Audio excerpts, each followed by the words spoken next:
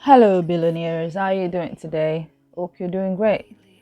So, last week we spoke about Saro versus Kola from the lovely Netflix movies Anikulapo and Blood Sisters. So, how about we examine the female protagonists in the movie, Rolake and Sarah?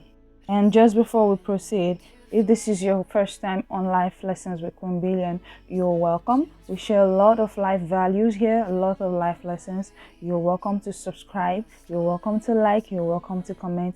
And if you are a returning viewer or subscriber, you are the real MVP. Thank you for sticking with me. Don't forget to like, don't forget to comment. And now we go back into the gist for today. It's amazing how our foundations affect us when we become adults and the decisions that we make. If we look at these two characters critically, we would see that these two women had something wrong in their childhoods. And this is what I mean. For Rolake, the character in Anikulapo, she was, thrown into marriage at a very young age. She didn't even know what that means. She just grew up being the queen and being the wife of a king in a very hostile environment, if you watch the movie. And the first day she set her eyes on Saro, it was like love at first sight. That was like the first time she was seeing someone that was not from the palace that she felt attracted to, and which I think was one of the reasons why she decided to ambush him in the bush and have her way with him, and subsequently decides to elope with him because obviously she's never felt that way before with someone that is within her age group. She's always been with an old man.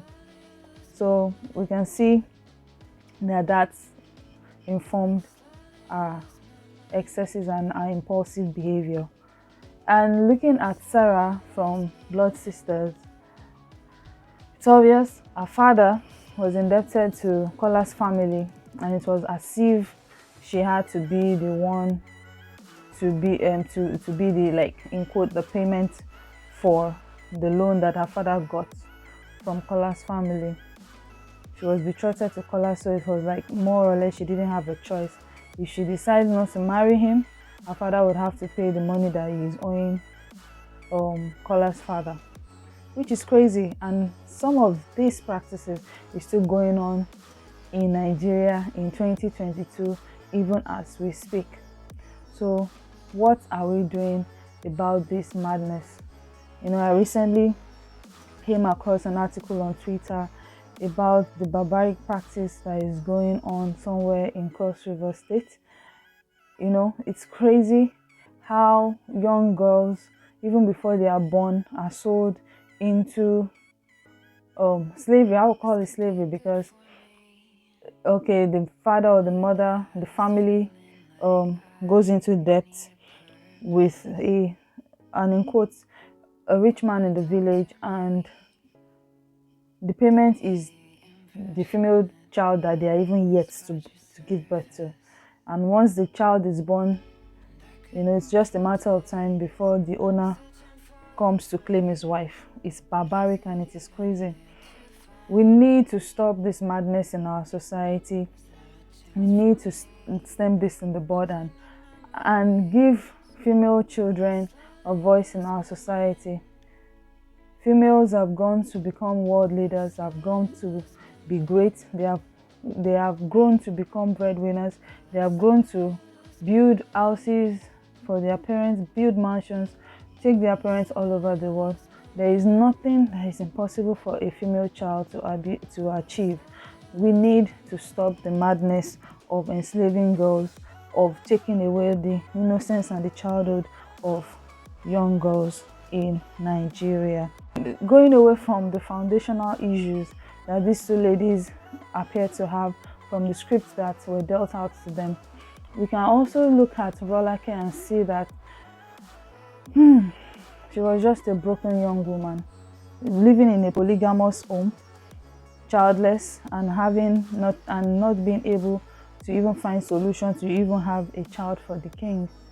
She was always in solitude, always alone, not, always counting beads that she was never going to sell, or making beads that she was never going to make money from.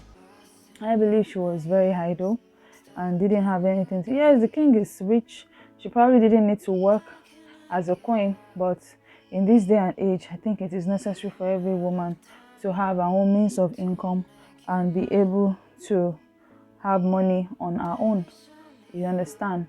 So I think that's one thing that we can take away from, even though the movie is staged to have happened, several years ago, where women were not so empowered and it was only the men that had the power. But if we look at Awarun, the sugar mommy of Saro, we'll see that she was financially empowered and she was not tied down to any man. I'm not saying that her practices were okay. I'm just talking about the financial freedom that she has. For Sarah, it's obvious also too that she depended on the wealth Kola's family had to offer, which obviously gave her limited options of living at any given time. So it also comes to us to give us the life lesson that you should not place all your eggs in one basket, and your means of livelihood should not be dependent on another person. Have your own, own your skills, have a job, have a business, start something of your own, so that nobody will feel like they hold the keys to your life or to your existence. So furthermore, what can we learn from these two women? But for Rolake, she had no choice from the beginning than to be with the king. But for Sarah, as she grew older, even though her parents were the ones insisting, I think in the world where Sarah found herself, she could still choose, even though family ties and family expectations are usually very tough to say no to. But I think she could have still decided what she wanted to do with her life, because in all honesty, she could have ended up dead just by saying, oh, she wanted to please her family. But it's good that she had a friend in her best friend who was there to save her that day. So that's been my take on the two women that took the lead role in the movies, Anikulapo and Blood Sisters. Are there any other life lessons that you learned from these two women? Let us know in the comment section. And please, if you see any barbaric acts being peddled against children, against young girls, speak up. Until next time, it's Queen Billion and I'm signing out. Thanks for watching.